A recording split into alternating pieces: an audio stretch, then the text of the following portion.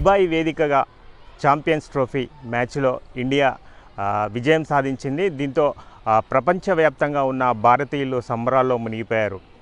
నిన్న ఫైనల్ మ్యాచ్లో New Zealand toss గెలవడంతో batting ఎంచుకున్న న్యూజిలాండ్ ఇండియా ముందు 252 స్కోర్ను ఉంచడంతో చేజింగ్ కోసం భారత్ టీం గ్రౌండ్లోకి దిగడం జరిగింది. మొదట కొంత బాగానే ఆడిన తర్వాత అంటే తీవ్ర ఉత్కంఠకైతే తెరలేపడం జరిగింది. ఏదేమైనా నిన్న న్యూజిలాండ్పై భారత్ ఫైనల్లో విజయం సాధించి ప్రపంచ దేశాలలో ఇండియా యొక్క ప్రత్యేకతను మరొక చాటడం జరిగింది. అయితే నిన్న ఇండియా గెలవడంతో ఇక్కడ క్రికెట్ అంటే అండర్-14 క్రికెట్ ప్లేయర్స్తో పాటు క్రికెట్ అభిమానులు ఉన్నారు. నిన్న ఇండియా టీం విన్నింగ్పై వారి యొక్క అభిప్రాయాలు తెలుసుకుందాం. నిన్న ఇండియా గెలవడంతో చాలా సంతోషంగా ఉంది. రోహిత్ శర్మను శుభ్మన్ గిల్ 100+ పార్ట్నర్షిప్ చేసినందుకు, ఇంకా టీమిండియా గెలిచేందుకు ఛాన్స్ బాగా కలిపి ప్రతి ఒక్కరికి స్ఫూర్తినిచ్చింది. దాని తర్వాత మళ్ళీ శుభ్మన్ గిల్ అవుట్ అవ్వడం, విరాట్ కోహ్లీ అవుట్ అవ్వడంతో, రోహిత్ శర్మ అవుట్ అవ్వడంతో మళ్ళీ ఈ శ్రేయస్ అయ్యర్ను అక్షర్ పటేల్ లీడ్ చేస్తూ తీసుకొచ్చారు. దాని తర్వాత మళ్ళీ వీళ్ళిద్దరు అవుట్ అవ్వడంతో మళ్ళీ కేఎల్ రాహుల్ను జడేజా ఒక ఫినిషింగ్ టచ్ ఇచ్చి ఇండియాని గెలిపించారు.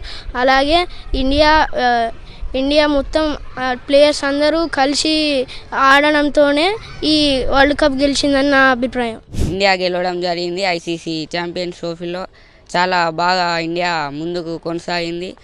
అలాగే మన విరాట్ కోహ్లీ ఫస్ట్ మ్యాచ్ నుంచి వెళ్ళి ఆడి మంచిగా ముందుకు సెంచరీతోని ఇట్లా 83 కాన్స్టెంట్గా మంచిగా ఆడాడు.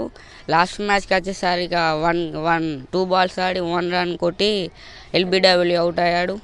మరియు నిన్న మ్యాచ్ వచ్చేసి రోహిత్ శర్మ అండ్ శుభ్మన్ గిల్ చాలా బాగా పార్ట్నర్షిప్ చేసి ఇండియాని ముందుకు తీసుకెళ్ళడం జరిగింది. ఫస్ట్ మ్యాచ్ దుబాయ్ వేదికగా బంగ్లాదేశ్ మీద జరిగింది. చాలా మంచిగా మొహమ్మద్ షమి చాలా అద్భుతమైన బౌలింగ్తో 5 వికెట్ ఆల్ తీసుకున్నారు. రోహిత్ శర్మ, శుభ్మన్ గిల్, విరాట్ కోహ్లీ చాలా బాగా ఆడారు. స్టార్టింగ్లో ఫైనల్స్లో రోహిత్ శర్మ అండ్ శుభ్మన్ గిల్ చాలా మంచిగా పార్ట్నర్షిప్ 100 runs+ పార్ట్నర్షిప్ తోటి ఆడారు. జడేజా ఫినిషింగ్ టచ్ ఇచ్చి చాలా అద్భుతంగా గేమ్ ఫినిష్ చేశాడు. Thank you. నిన్న మ్యాచ్లో రోహిత్ శర్మ వల్ల గెలిచాము. బీజీటీ నుంచి రోహిత్ శర్మ బ్యాట్ ఫామ్ వల్ల ఎన్నో సమస్యలు వచ్చాయి. టీంలో ఉండాలో, రిటైర్మెంట్ తీసుకోవాలో అని అందరూ అన్నారు. కానీ రోహిత్ శర్మ అన్నాడు, టైం చేంజ్ అవుతుంది కానీ క్లాస్ చేంజ్ కాదు. నేను ఇప్పుడు ఆడపోవచ్చు కానీ ఛాంపియన్స్ ట్రోఫీలో ఆడుతా కావచ్చు, నాకు తెలియదు, మీకు తెలియదు అని ఆడిని ఫస్ట్ మ్యాచ్లో స్టార్ట్ ఇచ్చాడు. కానీ తొందర అవుట్ అవ్వడం జరిగింది 10 overs లోపల బంగ్లాదేశ్తోని.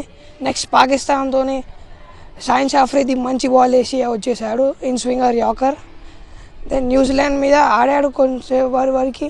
దాని తర్వాత పుల్ షాట్ కొట్టి మిడిల్ కాపు అవుట్ అయ్యాడు.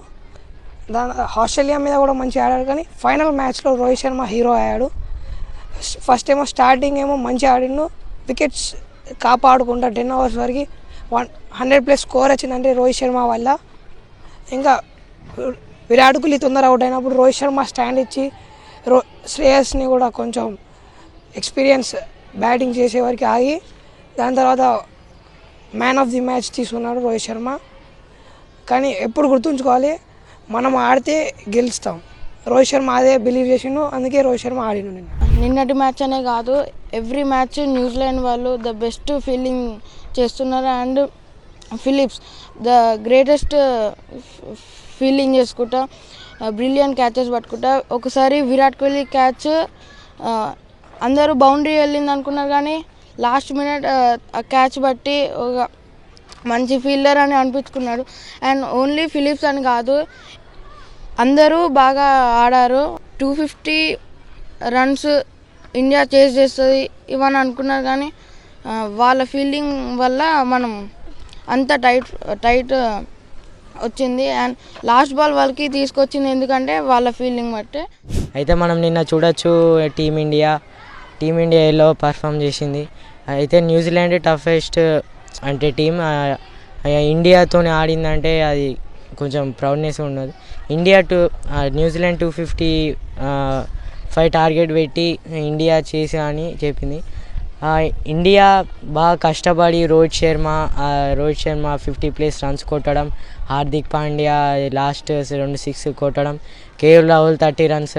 కోహ్లీ మనం అయితే చూడొచ్చు, కోహ్లీ లాస్ట్ మ్యాచెస్ 183 అని సెంచరీస్ కొట్టి ఇండియాకి అంటే గెలిపించాడు. ఇప్పుడు ఫైనల్స్లో అయిందని మొత్తం ప్రెజర్ ఇండియా మీద పడ్డది. కాబట్టి రోహిత్ శర్మ ఉన్నాడు 73 అట్లా రన్స్ కొట్టి కొంచెం మ్యాన్ ఆఫ్ ద మ్యాచ్ తీసుకున్నాడు రోహిత్ శర్మ.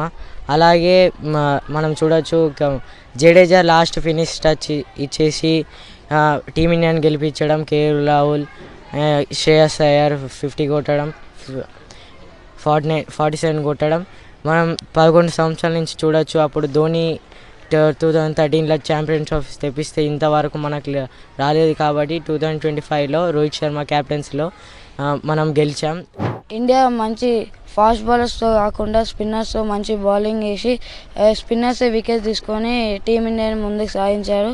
తర్వాత బ్యాటింగ్ రాగానే రోహిత్ శర్మ శుభ్మన్ గిల్ మంచి ఓపెనర్ పార్ట్నర్షిప్ ఇచ్చి 100 పార్ట్నర్షిప్ చేశారు.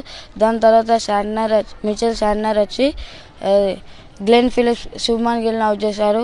గ్లెన్ ఫిలిప్స్ మంచి ఫ్లయింగ్ క్యాచ్ పట్టాడు.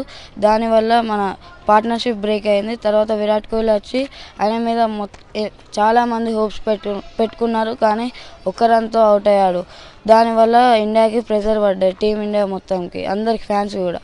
తర్వాత శ్రేయస్ అయ్యర్ వచ్చి మంచి పార్ట్నర్షిప్ ఇచ్చారు. శ్రేయస్ అయ్యర్ అక్షర్ పటేల్, తర్వాత హార్దిక్ పాండ్యా కేఎల్ రాహుల్ వచ్చి కొంచెం పార్ట్నర్షిప్ ఇచ్చినాక హార్దిక్ పాండ్యా అవుట్ అయినాక జడేజా వచ్చి విన్నింగ్ మూమెంట్లో విన్నింగ్ షాట్ ఆడి టీమిండియాని గెలిపించాడు. దానివల్ల మాకు చాలా సంతోషంగా ఉంది. Congratulation to team India. Thank you.